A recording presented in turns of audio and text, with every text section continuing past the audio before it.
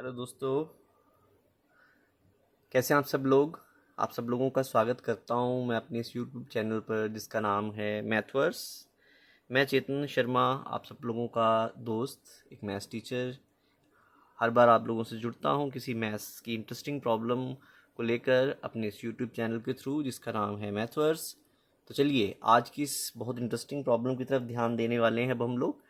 तो प्रॉब्लम है कि 6x² -2 -4 एक्स, ये देखिए स्टेटमेंट है। तो इसको कैसे सॉल्व करेंगे। देखिए इसमें एक गड़बड़ है कि एक्चुअली में ये ना स्टैंडर्ड फॉर्म में नहीं है। तो स्टैंडर्ड फॉर्म में इसको लाने के लिए क्या किया जा सकता है। स्टैंडर्ड फॉर्म में इसको लाने के लिए हम क्या करेंगे, हम लिख लेंगे 6x², एक्स वाई टर्म को ले आएंगे दूसरी प्लेस पर और फिर आएगा कांस्टेंट टर्म। अब ये स्टैंडर्ड फॉर्म बन गया, क्योंकि अगर आप लोगों को याद हो अच्छे से तो क्वाड्रेटिक का स्टैंडर्ड फॉर्म कुछ इस प्रकार से होता है। ये है आपकी क्वाड्रेटिक पॉलिनोमियल, जहाँ पर पहली टर्म स्क्वायर वाली है, दूसरी टर्म सिंगल वेरिएबल के साथ है और लास्ट टर्म कांस्टेंट है।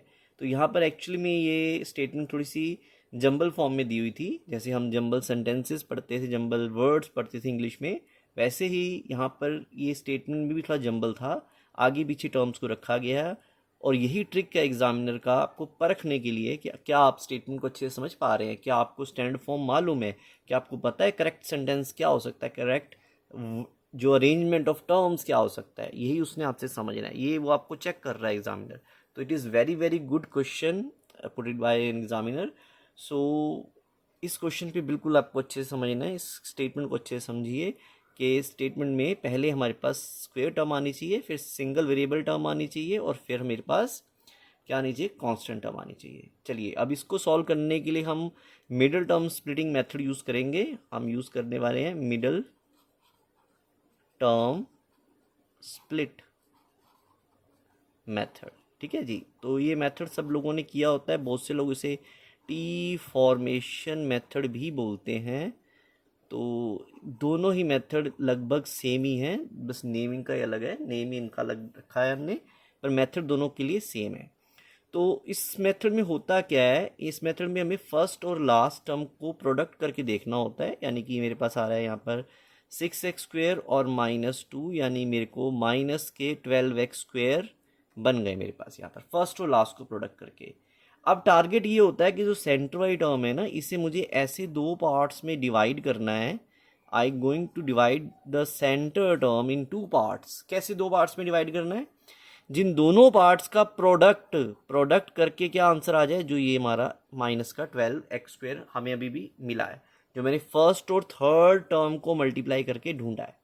तीन टर्म्स है ना भाई, तीन टर्म्स है, तो फर्स्ट और लास्ट यानी फर्स्ट और थर्ड टर्म को मल्टीप्लाई कर लेना है। उससे जो रिजल्ट आएगा वो रिजल्ट मुझे सेंटर टर्म को ब्रेक करके जो दो टर्म्स में हासिल करूंगा उनके प्रोडक्ट से बनाना है।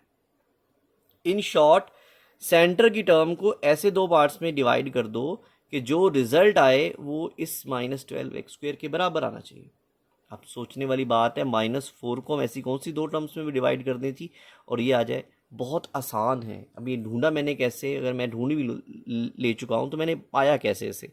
देखिए यहाँ पर -12x² में सिर्फ नंबर उठा लो। नंबर क्या है, 12। 12 के बनाओ फैक्टर्स, 12 के फैक्टर बनाएंगे, 2 के टेबल में जाएगा, 2 पर गया 6 पे, फिर 2 के टेबल में जाएगा 3 पर, 3 के टेबल में गया ये 1 पर। तो इस प्रकार से ये मेरे पास क्या आ गया, ये मेरे पास ब्रेक हो गया। ठीक है जी। अब ब्रेक होने के बाद मेरे पास वैल्यूज़ आ गई 2, 2 और 3। अब इन तीनों वैल्यूज़ में हेल्प से मैं ढूंढूंगा वो नंबर जिससे 12 बन जाएगा 12। पर मुझे सम भी कितना चाहिए, 4 चाहिए। तो उसके लिए मैं थोड़ा सा ट्रिक देखिए क्या कर रहा हूँ। 2 और 3 का प्रोडक्ट होता है 6 और इस 2 को मैंने ले लिया अलोन। 4 और 6, अगर मैं माइनस का 6 लूँ और प्लस के 2 लूँ तो इन दोनों को ऐड करने से तो माइनस के 4 आ जाएंगे, बन गई बात। और -6 और 12 को 2 को मल्टीप्लाई करता हूँ तो माइनस के 12 भी आ जाते हैं। तो इस तरह से आप यहाँ फैक्टर्स ढूंढ सकते हैं। मैंने 12 के फैक्टर्स बनाए, फैक्टर्स जो मेरे पास बने उन फैक्टर्स की हेल्प से मैंने ढूंढ लिया नंबर का ग्रुप। यानी दो नंबर ऐसे ढूंढ लिए जिन दोनों को ऐड करने से तो -4 आ रहा है और प्रोडक्ट करने से माइनस का 12 आ रहा है। तो 99% सम का पार्ट यहीं डन कर दिया आपने। ठीक है, अभी हालांकि ट्रिक अभी भी है कुछ करने के लिए, बट बहुत बड़ा इंपॉर्टेंट हिस्सा जो आपका सवाल का यहाँ डन हो रहा है। ये मतलब हिडन पार्ट है जो एक्चुअल में रियल सोल्यूशन में नहीं लिख रहे हो आप, पर अगर आप ये एक्सप्लेन करके आओगे ना साइड में एग्जामिनर को, तो examiner definitely impress and he will surely give you full marks, कि वो अप्रिशिएट करेगा कि आपने बहुत अच्छे से एक्सप्लेन किया है। तो चलिए, एक्सप्लेनेशन और इंटेलिजेंस दिखाने का सही जो जगह होता है ना, वो एग्ज़ाम ही होता है। चलिए अब आप लीजिए, इसको आगे करते हैं सवाल को सॉल्व। ये मेरे पास जो मेन स्टेटमेंट थी, अब मैं क्या करने वाला हूँ, अब मैं सबसे पहले सेंटर की टर्म को रिप्लेस करूँगा किसके साथ, जो रिजल्ट अभी हमने बनाया है। तो -4x को अब हम रिप्लेस कर देंगे -6x प्लस 2x से, क्योंकि देखो इनको सॉल्व करके वही बन रहा है ना, ये -4 को ब्रेक डाउन किया हमने, ये -2 जो था वो एज इट इज़। अब इसमें स्प्लिट द मिडिल टर्म का एक कमाल का ट्रिक ये होता है कि हमें हमेशा ग्रुपिंग करनी है फर्स्ट 2 टर्म्स को और लास्ट 2 टर्म्स को, ठीक है जी। तो यहाँ पर देखिए फर्स्ट 2 टर्म्स में मेरे पास 6 भी कॉमन है और साथ में x भी कॉमन है, कॉमन ले लेंगे, अंदर रह जाएगा यहाँ पर सिर्फ x, और यहाँ पर 6x पूरा बाहर जा चुका है तो 0 नहीं बचेगा भाई, वहाँ 1 बचेगा और माइनस साइन बीच में है।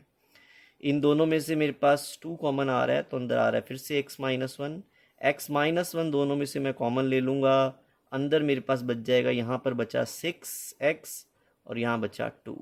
देखिए अब यहाँ ध्यान देने वाली एक और कमाल की चीज़ है। क्या कमाल की चीज़ है जी, इन दोनों ही टर्म्स में मेरे पास 2 कॉमन आ सकता है आसानी से, तो मैं इन दोनों टर्म से 2 चुरा कर बाहर निकाल लेता हूँ, यहाँ आ गया, ठीक है जी। और यहाँ बचेगा मेरे पास क्या, 3x, और यहाँ बचेगा प्लस का 1। सवाल ये होता है सर यहाँ 2 लिखने की बजाय आप बाहर क्यों, इतना दूर क्यों ले गए, एक्चुअली में प्रोडक्ट में है तो सबसे आगे से लिखा जा सकता है। एक हैबिट जरूर बनाइएगा, ये इक्वेशन जो है ये इसे इक्वल से यूज़ करना है। इसका मतलब क्या रहता है इक्वल्स का, ये पूरी स्टेटमेंट इस इक्वेशन के बराबर है, ये स्टेटमेंट इस इक्वेशन के बराबर है, इक्वालिटी होल्ड्स। तो फाइनली हम ये कह सकते हैं जो शुरुआत में जो इक्वेशन थी वो एक्चुअल में हमारी इसके बराबर आ गई। यानी इसको अगर आप इन शॉर्ट लिखना भी चाहें एग्जामिनर को एक्सप्लेन करने के लिए कि what ever the given statement is x² -4x, अच्छा हालांकि ये भी तो ऊपर से आया था, तो -2 ये इक्वल रहेगा आप किसके, 2 out -x-1 and 3x + 1। So this is my final solution. I hope आप लोगों को समझ में आया होगा। बहुत ही इंटरेस्टिंग सवाल था आज के लिए और बेहतरीन सवाल था। एक एग्जामिनेशन पॉइंट ऑफ व्यू से देखा जाए तो wonderful question and great explanation I try to made for you. अगर फिर भी आपको कुछ लग रहा है ना कि नहीं सर अभी ये चीज़ें नहीं समझ आई हैं, ये क्लैरिटी नहीं हुई, मुझे ये क्वेरी है, तो बेझिझक आप कमेंट करो, अपने सवाल पूछो, मैं एज सून एज आपके सवालों के जवाब देने की कोशिश करूँगा।